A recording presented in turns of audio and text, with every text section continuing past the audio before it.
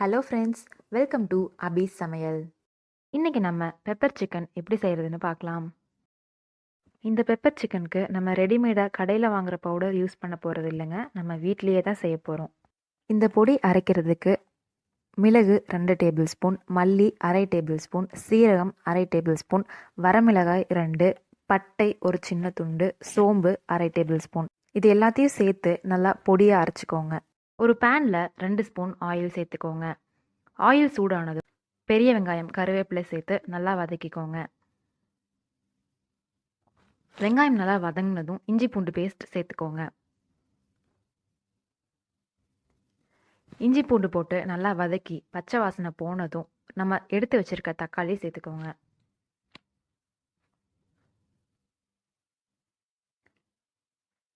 தக்காளி நல்லா வதங்கினதும் நம்ம சுத்தம் செஞ்சு வச்சுருக்க சிக்கன் சேர்த்துக்கோங்க. நான் இன்றைக்கி 1/2 கிலோ சிக்கன் சேர்த்துருக்கேன். அது கூடவே நம்ம அரைச்சி வச்ச பவுடர் 2 ஸ்பூன் போட்டுட்டு உங்களுக்கு தேவையான அளவு தண்ணி ஊற்றி தேவையான அளவு உப்பு போட்டு நல்லா வேக வச்சுக்கோங்க. சிக்கன் நல்லா வெந்ததும் நம்ம அரைச்சி வச்சுருக்க பவுடர் இன்னும் 2 ஸ்பூன் போட்டு நல்லா கலக்கிக்கோங்க.